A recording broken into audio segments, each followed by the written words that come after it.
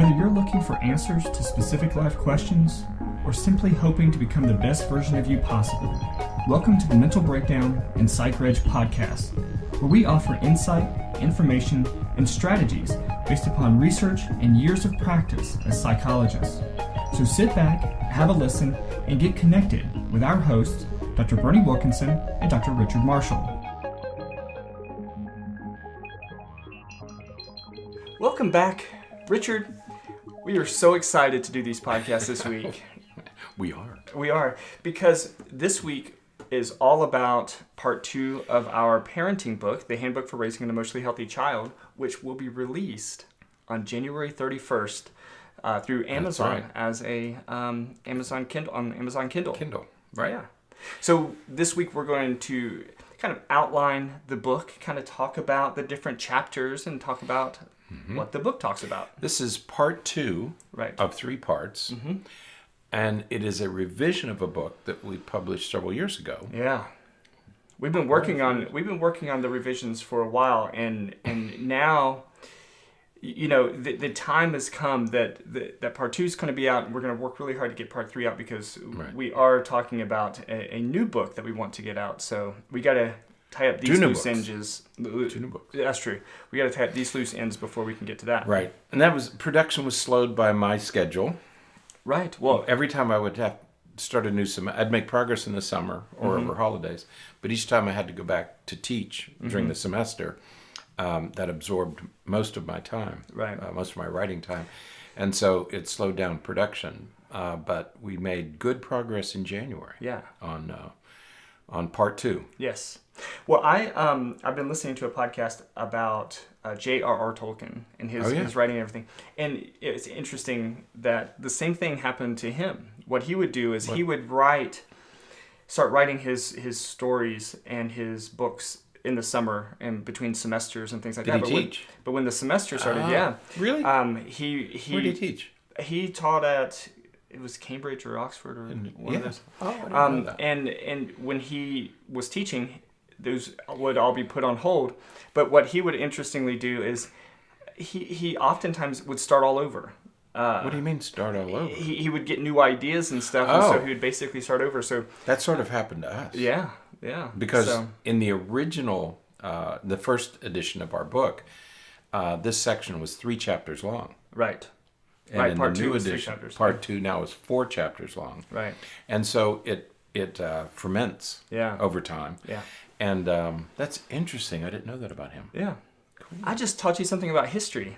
I'm embarrassed. Not only history, but literary history. And it's like, neither of those are my wheelhouse. So No, you're not standing in that wheelhouse very often. No. When it comes to Pokemon, yes. Scary. How much yesterday was a Nobody Pikachu should. A person your age shouldn't know that much about Pokemon Go. I don't know as much as others. So, but this week we're going to talk about attention, because part 2 is all about parent-child interactions. Right. That's right. Part 1 is about behavior management. What is typical behavior? What is normal at different developmental stages? Part 2 is all about the interactions between the parent and the child. That's right. Part 3 to come will be all about the parent-child relationship. Because how you attend, and I had forgotten, I lost that as I was writing these chapters. I lost that this is really about interactions. Right. The second section.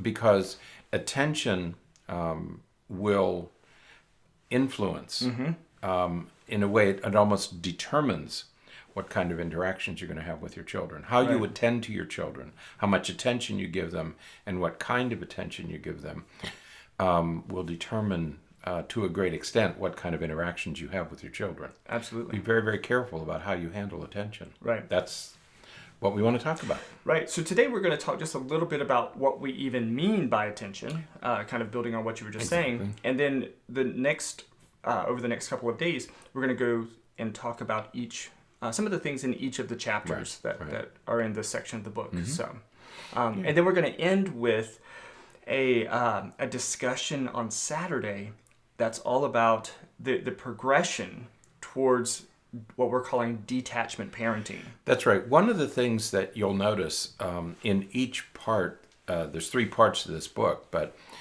there's behavior management, attention, and love. And one of the things you'll notice, and we keep repeating this throughout the book, is that these are age dependent, right? And the kind of behavior management you do, the kind of attention you give your children, the kind of love you express, change as the children mature. Right. And so one of the things that you'll notice in the attention part of this book is that we encourage parents to firmly attach, to bond, get a strong bond with your infant. Right. But by the time they're in high school, you should be detaching. So that's what you meant, moving from attachment parenting with infants to detachment parenting with teenagers. Right, right.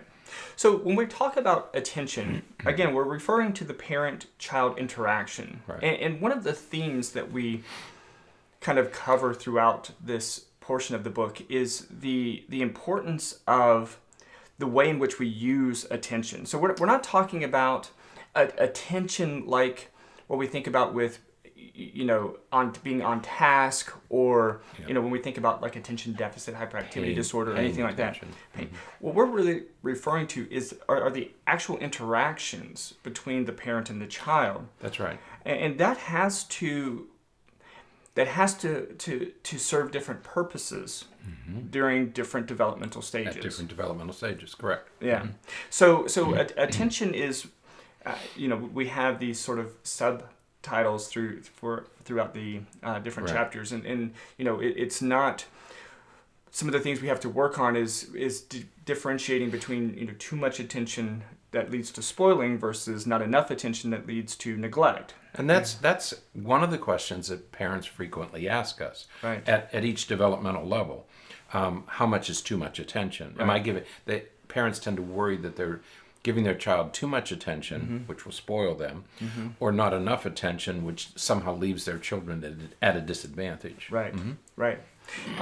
We also talk about the importance of the way in which you engage your child. That you can't just be available. You have to be engaged with them. You have to be involved with them. You have to listen to them. We talk about active listening in the book. We talk about sort of balancing between attending to negative behaviors as well as attending to positive behaviors, and we kind of cover a broad gamut. There was a book written many, many years ago. In fact, there was a movie made from the book called Being There. Yeah.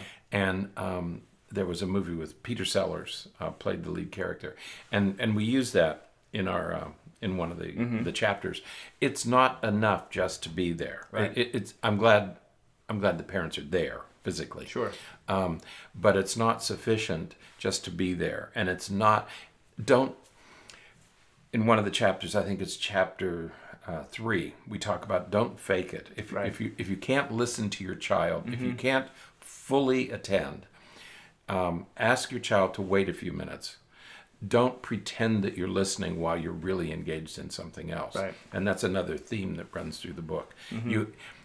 Even though when we talk to our children, they don't listen as well as we'd like, they expect us to listen intently when they're talking. And they know when you're not. Right. And it discourages them. Right. And they're going to go to somebody who will listen. Right. And that's a scary thought. Yeah, because as they get older, their interest in communicating with us is going to diminish. That's right. And so we need to make sure that we are as engaged as we can throughout that period, so that they will keep coming to us with stuff. Right. By the time they're 15 or 16, they're barely speaking to us. Right. So when they do, you better listen. Yeah. Because if not, they won't even take that chance. Yeah. So when we talk about attention, again, we're talking about that engagement. We're not. I think one of the things that we work to emphasize is that we're not talking about necessarily the amount of attention, but the quality of attention. A lot of parents will, say, well, we do this together, we do that together, and kind of building off of what you were just talking about. That's all well and good, but you're not really engaging with them during that time that you're sitting in the same room with them, or that you're riding in the car with them. You're not really interacting with them. So it's not good attention. It's not good interactions between you and your child. It's just time that you're sitting close to each other. Right. When we talk years ago, back in I guess it would have been the 80s, when the baby boomers started having children, and they talked about quality time. Mm-hmm. Well, I don't spend a lot of time with my children, but I spend quality time with my children. Mm-hmm. That always seemed a little bit deceptive and disingenuous to me. Right. I spend quality time with my kids. When your children are young, you have to spend large amounts of time, not just quality time. Right. As they get older, and we're going to continue saying this, as they get older, you're going to spend less time with them.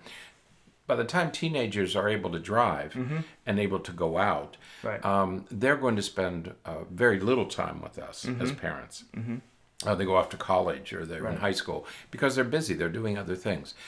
So when children are very young, you're going to want to spend large amounts of time. They're going to want large amounts of time, 15 or 20 minutes or a half hour, or just being with your kids during bath time. That's really not sufficient for very young children. Right. You need to be there for long periods of time and have frequent, multiple, and long interactions with your children until they get to their teenage years. You have to be there. Yeah, absolutely.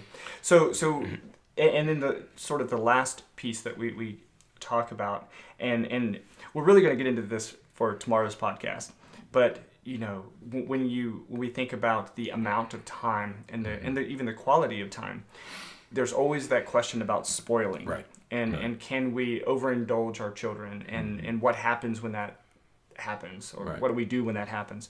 And so we talk about that in the book as well. Right. Can you spoil an infant? Should you let the baby cry it out? Should you, what do you do with toddlers when they're having their temper tantrums? How do you attend to them during those times? And so each of these pieces are really critical decisions that parents have to make on a daily basis. That's right. And although children are very resilient, you really have to get it right. Yeah. Because you can do some damage. Yeah. I think most parents probably have pretty good intentions, as do most teachers, but you have to get this stuff right. This is the kind of attention, the amount of attention, the kind of attention, the quality of the attention is going to influence the emotional development of your children. Absolutely. That's what this book is about. Yeah. So do it carefully. Use it carefully. Absolutely. So that is sort of the primer. Primer. For the rest of this week and for the book itself. Right. The next podcast, tomorrow's podcast, we're going to talk about chapter 1, attention with infants, and how we balance too much versus not enough attention. Right. But there is a chance for you, those of you listening out there, this is exciting, or watching, to get a copy of the book as an EPUB prior to its release on January 31st. It'll be on Amazon and available to everyone on January 31st.